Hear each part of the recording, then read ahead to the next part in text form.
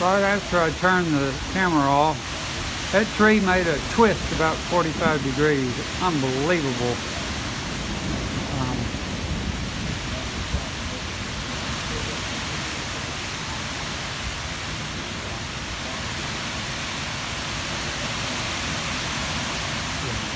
You can hear that roar, I guess.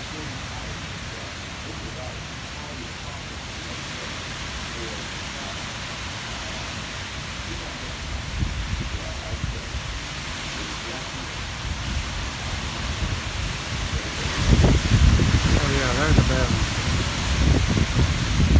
Wow. I'd say that wind was at least 70 miles an hour. Probably higher.